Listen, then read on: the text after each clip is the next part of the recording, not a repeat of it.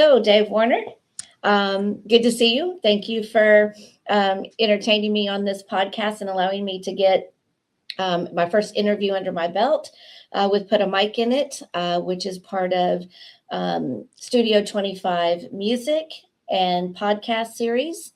Thank you for joining me, and thank you for, allowing me this opportunity as well. You're welcome. And it's horrible that you have this beautiful scene behind you. It's a beach and it's warm and it's 18 degrees out here right now in upstate New York. So I'm not enjoying any of that. I'm sorry that I'm going to send some warmth your way from Okay. where I am. I need it. Yeah, I am fortunate. It's definitely warm here. So, anyway, thank you for joining me today. So, would you mind telling me a little bit about the work you've been doing to help me get my music out? I know there's a lot of technical aspects to it. For me, I've done a lot of work on the technical side too, to have that learning curve with AI and producing the music, but I can't do this without you. So, I finish a song and I think it's, what I want to put out to the listeners. And then I pass it on to you. Can you tell me a little bit about, what that looks like for you? What kind of work, is involved in doing that? Yeah. I mean, part of it is initially when we talk about these things, it's one of the things people forget about is coming up. If you're going to do an album, for instance, you want to have a theme. You want all the songs to fit on that, right? Mm-hmm. So part of it is just us talking ahead of time and going, where are you going with this album? What are you trying to tell people, right? And it's not just that's not even a technical thing. It is in the sense that, how you want to order songs and you want to make sure that they fit. I have one artist I'm working with and she's all over the map. One day I've got, sounds like bagpipes and the next day it's country. And I'm like, okay, how is that going to work? Are you working towards a CD or do you just want to do singles the rest of your life? Right. So a lot of times it's talking about that. But when it comes down to the technical, in your case, you take on more of the technical than most people do because you end up producing and you end up giving, instead of just giving me lyrics and telling me how you want the song to be, the style and beats per minute and instruments and things like that, you give me more than that. So you give me a file and then I start working with that. And what people don't understand is that at that point, that file that you get from Suno, which you're using right now, or whichever the platforms, is not exactly ready to go. And so, and in fact, depending on the platform, some of the other platforms, they don't even give you the better quality file. They give you a lesser quality file. And that's the problem to begin with. So even choosing the platform that gives you the right kind of file is important, right? Yeah. So once I get it, I make sure that there are no flaws in it. And typically the flaws, one of the things I've noticed with Suno is sometimes it abruptly cuts off those last couple of notes and things like that. So that's kind of annoying. I don't know why they haven't fixed that, but they should. But then it's getting the right metadata in there, getting it into the right format and things like that, and then getting it mastered and then getting that master copy back. Because when you get it mastered there are several, I don't physically do it myself. I do a little bit of it, but I wouldn't call it mastering. There are other companies that do that. And then it's taking that mastered file as your master Yeah. and then working with that one, putting it in the right format, MP3 format, putting all the metadata in it so that all the radio stations and anybody who's playing it have the right information on it, including the lyrics, which can be included in that as well. So it's doing all that and then it's getting it out there to the world, to the right places, Apple, iTunes, Spotify, whatever. So a lot of times, like 60 Minutes ran a thing where they talked about, oh, you can put some words in and push a button, you have a song. Okay, no, stop telling people it's that easy. I mean, over the weekend, this Columbus Day weekend, we spent 2 days working on a song and ended up with nothing. Ended up with something that didn't work at all. And that's just it. And so it's not just pushing a button and getting something. It's sometimes you fail and you don't get anything. So there's trying to deal with all of that. And then, of course, it's getting it out onto, we have some streaming radio stations. We try to get the music out there. If it's country or if it's jazz, American standards, kind of America's songbook, we have a channel for that. getting people into our iOS app that we have, and we're building a Roku channel, which, depending on how fast they operate, might be live as early as next week. And it'd be Studio 25 Music. So a lot of different paths with that one little file, that one little step. Yeah. I think I caught almost everything, didn't I? You did. And I can appreciate that because you know all too well the work that goes into it just to create that song. And you're right. You can put some words in and you will get a song, but it may not be great. And I spent many hours once I start to think of a song and I start writing the lyrics. I say it's marinating at that point, and then at some point I got to put it in the oven to bake it. And then when I bake it, it may come flat. It may just completely fall apart. So it does take a lot of time trying to figure out and I'm doing the mastery of the songs too, right? So I'm changing it. I don't like this or I don't like that. And then I remaster it. And so there's so much that goes into it. And it can be actually quite exhausting, trying to do that. And I'm trying to give you the best output possible to make your job easier. But I have a total appreciation of, when it goes to you, the process that it takes to also get it done. And to get finally out onto those streaming platforms or go onto radio. There's just a large amount of body of work that goes into doing that. And so I certainly can appreciate that. And I even forgot something too. I forgot cover art for the Mhm. album and Yeah, art that's for right. each song. I didn't even think about that. So those are Hmm. other little steps, because when you're putting that MP3 file together, if people see an MP3 on their desktop, usually it has a little image in there. Yeah. Well, who's creating that image, right? Yeah. Or so there's all of those steps as well. So just a lot of thinking behind all that, a lot of work, and but it's fun. It's all creative. Mhm. It's good stuff. Yeah, no, I completely understand it. Even just putting the album together, I just throw you the songs and say, these are what go in the album. And then you have to, figure out how, they need to flow.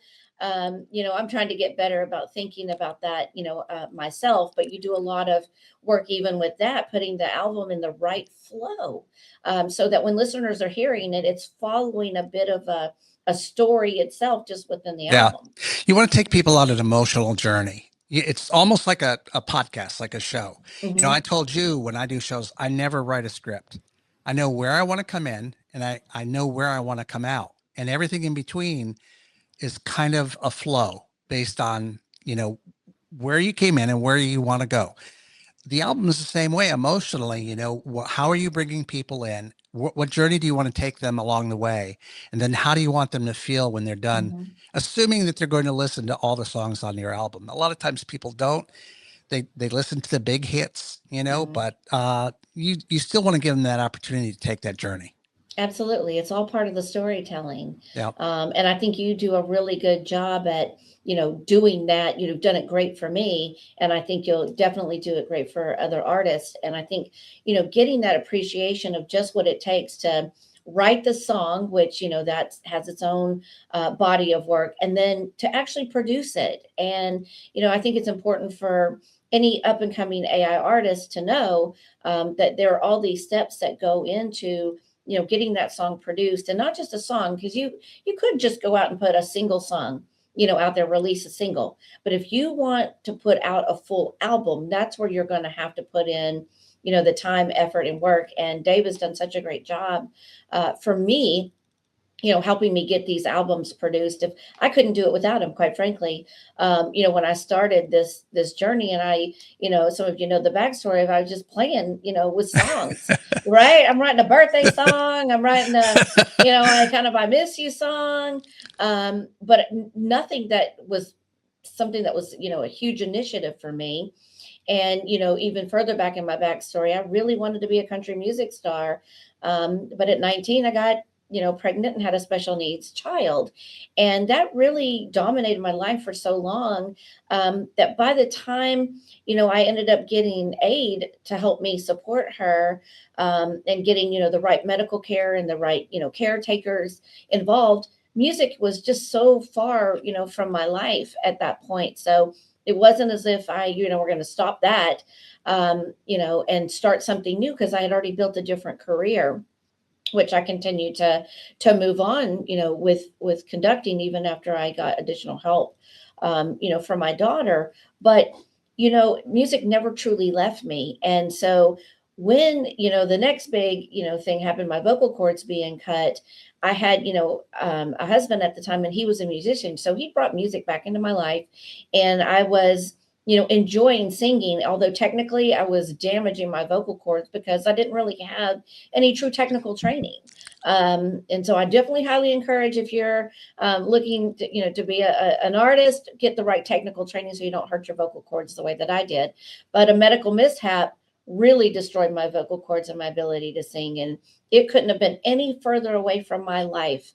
And then in walks, a major heart condition and major heart surgery. And that put me down, if you will, to the point where I couldn't do anything else. And I began to really look at this AI music and teach myself, how to use it. And I couldn't have imagined in a million years that I'd be sitting here, doing a podcast with you, Dave, I know. much less, right, putting albums out. I know.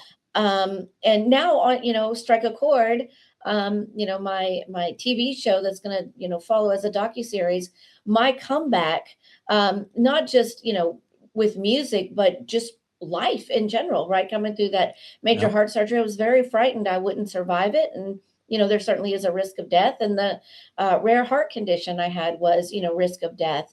And that just really prompted me to rethink my life. And this somehow became a part of it. And I'm so happy that it is. And that Dave and I have worked together for, like a lot of years, over 25. A lot of years, but not right? on music. No, many other things, right? And everybody wants to know. I don't think we've ever talked about music ever.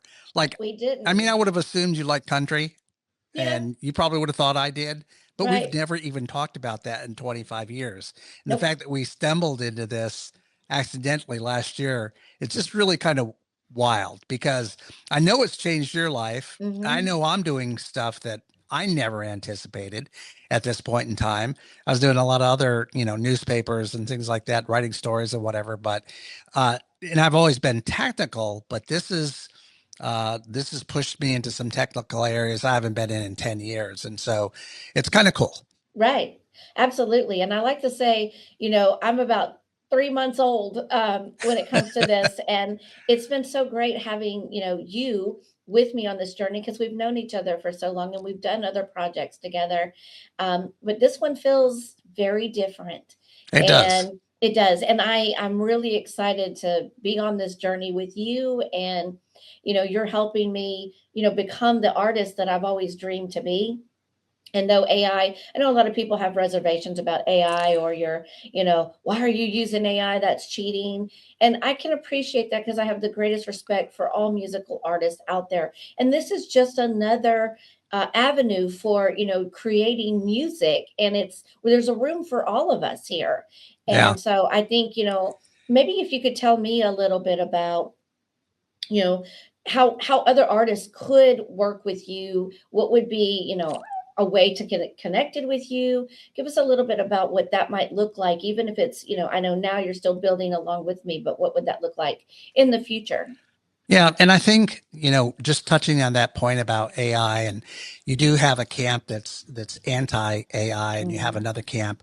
I think that a lot of people look, it's a tool and it's available, and anything that can help me create something. I mean, you look at you're the perfect example of how it's allowing you to do something that you never would have been able to do ever.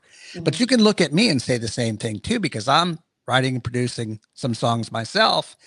And at this age, to ever think that I would be doing that or ever put music out, no way. Right. And it's fun. It's, when I look at my body of work, it's the story of my life. It's a different way for me to tell that. People have said, why don't you write a book? Because I write feature stories and things like that. Well, why don't you write a book? And I didn't want to write a book, but I have. These songs are my book. Yeah. And so it's kind of cool. But anyway, back to answering the question. You thought I forgot, right? The best place to look is studio25.media.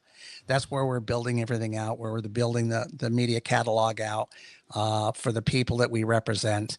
And my email's on there, Dave at studio25media.com. Or I'm sorry, .media. Good Lord. .coms, .medias, .infos, whatever, right? I know. A lot of stuff there. But we want to be real picky about taking people because there's someone here locally. You've got to kind of get into the artist and what they're doing. There's a gentleman here that's writing some Christian music, and it's incredibly good. Mm, But what he's doing is just standing on Facebook. Well, there's more to it than that. Excuse me a sec. Talking too much. sorry. Mm.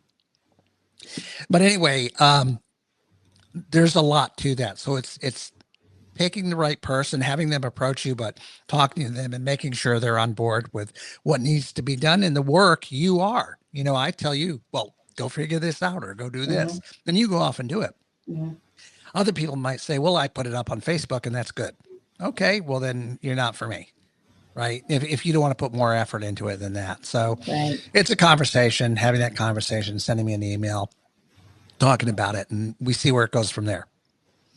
Okay, so that's very informative, and you do send me back to the drawing board on some things, and it actually it pushes me to learn how to do something more because I'm looking to also be helpful to you and give you the best end product that I can, so that we can push faster to get the music out, especially in this digital age, right? And so I guess the other question I have too is when I talk about vocal cloning, people don't really understand, well, what does that mean? And the frustration I had. I'm not a violent person, but I really wanted to harm my computer a I couple of know. times, right? And we've been building our own personas in It's Suno, and hard. it is It's so hard. hard, and having that consistency and going through the process. And a lot of people may not understand this, and you have an appreciation for it now too, Yes, because I I know do. you've cloned your voice. I But I did. spent, oh my God, days, Dave, trying to clone my voice and get to the most authentic vocals that I, possibly could, despite the damage in my vocal cords and the pitch problems, the octave problems that I face if I just try to sing a song on my own now after the vocal cord injury. And maybe talk a little bit about your experience. I can tell you here, folks, Yeah. I literally wanted to throw my computer across the room training my vocal clone. I Um, didn't go that far, but it was pretty frustrating because I think everybody thinks they're a great singer. mm, You hear a song, you're singing away, and you don't hear yourself. right. And my thing was, look, I grew up in a musical family. I made all state choir. I did these things, but I haven't sung for 50 years. Mhm. Right. So I'm thinking I'm still good. I still got it. Right. So one of the things I did was I was so this one wanted you to sing 4 songs to get to 10 minutes Yes. of Hmm. audio, right? That it could choose from. Well, okay, so I picked 4 songs and I was thinking they were in my vocal range, which I used to be baritone to top level bass kind of area, right? Hmm. But they had some higher areas in there. And I start singing these things. And what I did was I had the music playing through my headphones, but I had the background music turned down enough to where I could just hear it, but I could hear myself. And I started laughing at myself because I used to have this perfect ear, this perfect pitch, key, everything, and I was horrible. And I started laughing. And then I did what you did. I pounded the table. I said, this is ridiculous. And I stopped and I threw the thing out. I was so frustrated. I'm like, I sound good in the shower. This is ridiculous, right? Yeah. I'm better than this. And you know what? It if your cords are damaged, so you don't have that opportunity. But yet, if you Mhm. don't exercise your vocal cords for 50 years, other than running your mouth all the time, but you're not singing, you're not as good as you think you are. And it's a lot tougher without practicing to get a Yeah. good imprint of your voice. Mhm. And that's what I found out. And that's what the weekend was trying to get an imprint with another person. And then I researched it. I thought, well, let me see if there's a shortcut. Well, one place I read that, well, if you get the right kind of text and you read in 10 minutes of that text, then you can get the same thing. Well, after all of that work, no, you can't, because it sounded like crap. I Yeah. mean, the song sounded horrible Right. with the red end, even though when the person, I had developed the script, I had put the, where's the emphasis, what kind of voice here. You could have a whisper, like you see something across the field, and I had all these different kinds of voice samples in there for it to pick from, and the song was horrible. I Yeah. mean, it was literally horrible. I So had a similar. Yeah. now I know this person who doesn't have the ability to carry that pitch, but AI has the ability to make it pitchy correct, right? Yeah. She's going to have to sing as best she can, even though it's off key, but she's going to have to sing.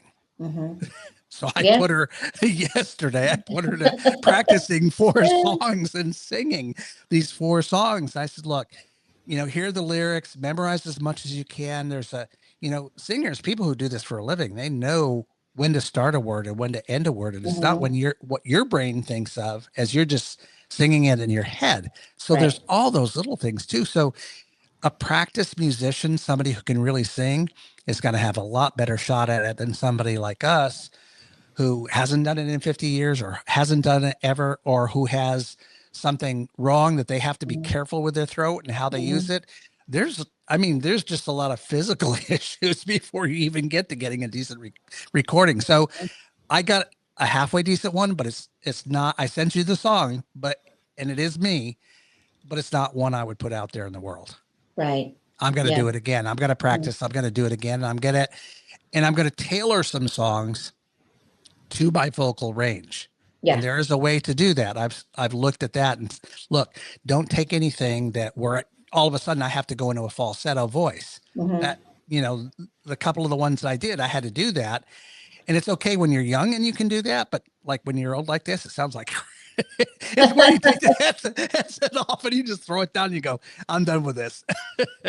Yeah, no, I totally understand, and I had a similar experience, right, with the software where, Yep. um, I had to sing, and I tell you, I, was really struggling with my vocal cords because, the octaves they wanted me to do the songs they had for me to sing, and the melodies were very stressful on my vocal Yeah. cords, and, I ended up having to work with this for not just hours, but days. I wouldn't Um do that. Yeah. and it was very, very difficult. My voice had become very hoarse, and I was drinking, tea with honey and lemon, trying to, warm it up. And, ironically, I wasn't doing any vocal um, lessons or anything after I got through the recovery of, just getting my speaking voice back. I stopped all of that. But this really is inspiring me to go back and strengthen what I can. It's never going to be right. And I want to be very honest with everybody. It's never going to be right. The damage is quite horrific inside my vocal cords, and then all of the scar tissue is built up on each side. So that's a limiting factor. And trying to go and do another surgery on them, maybe that's a possibility. But the last time I went, they were going to do another one to try to Yeah. equalize it a bit more, and they said no, we're not going to touch them. They're very fragile. And so we could do reverse, like we could make Yeah. it worse, right? I'm not interested in taking that risk. I've taken enough risk as it is. Yeah. Um, You had to with the heart, but you don't have to with your voice. So, Exactly, exactly. So, the one thing that I can say, my early music, I was picking voices that were very, very similar to what I know my own vocal range is. But I also want to add power, to my songs, which means I'm going to have to push the AI to add those powerful notes that, in reality, I'm not going to be able to achieve even with my vocal, if me recording my songs with my vocal clone. The vocal clone has to achieve those high notes. I can sing along with it, and you can be sitting with me and not know that that's not absolutely 100% my voice is getting the help from the vocal clone. Because it was matching that close. Now that I've done the training with my vocal clone, it's even far more of a match, but then I also have to digitally remaster it so that it sounds really good. I mean, you're not giving yourself enough credit for the song that you sent me, Dave, because it was actually really good. I would listen to that, on the radio or on, my streaming platform. I So, felt like when it forced me to go higher than is mhm, normal for me, that there wasn't enough. In other words, I'd forgotten about things like diaphragmatic breathing and stuff like that, mhm, and I didn't do that in my samples, and it shows in the end product because it's not really giving you the punch that you talked about that used to be there, right? yeah.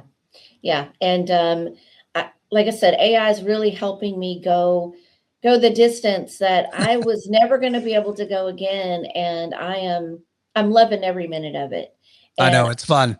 it is. I wake up so excited to do this now, and I loved my previous job, but boy, it's not this. It's And not this, yeah. it's not this, and I'm being creative, and I'm enjoying, putting those songs together. And I do samplings with, my family, like, oh, listen to this song, and like I try to play it in front of them so that I can see their body reaction to their physical reaction to it. Because it's one thing for people to hear and you can't really see, but when I see their head moving around, or Yeah, they're getting they into dance a it, little bit, yeah. yeah, or my poor mother starts breaking out in tears because it's Uh, like this is a sad story that we lived.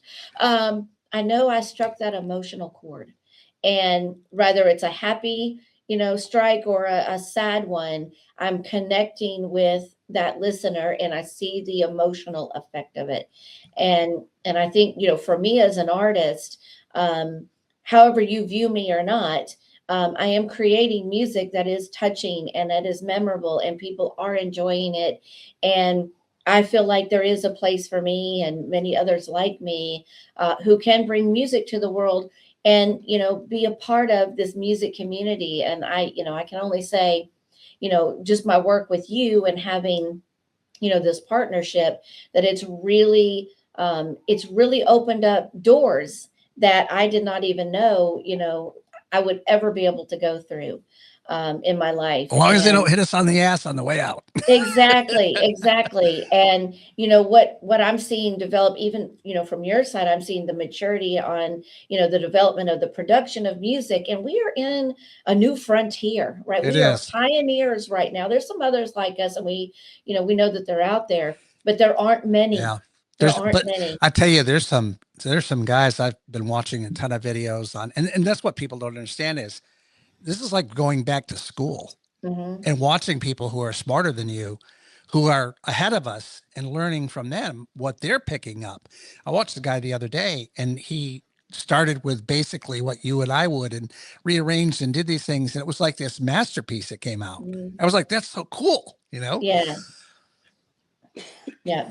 Uh, So I know we're running, close to the end of the podcast. So, what would you say is a takeaway for artists right now that they can be doing to help, build their songs up, preparing for an album, and what it would be to, work with you? What are the things that they need to learn or master before you would consider taking them on as an artist? I think you want to have the idea that you want to create a body of work. You want to stay in a specific genre. Uh, that I want to see that you've really thought it through, right? It's not just some one off. I don't want to do birthday songs like you started out doing. Well, it was something. I mean, there is one woman who her mother had written, she was a writer, wrote these beautiful poems. And, most people, songs are poems. Mhm. A lot of times they're stories about your life, like you and I Yeah. have done several like Mhm. that. But a lot of times they're poetry. One of the other artists I'm working with, she's a songwriter from the late 60s, early 70s, very accomplished, has work out there all over. Some famous singers have sung it.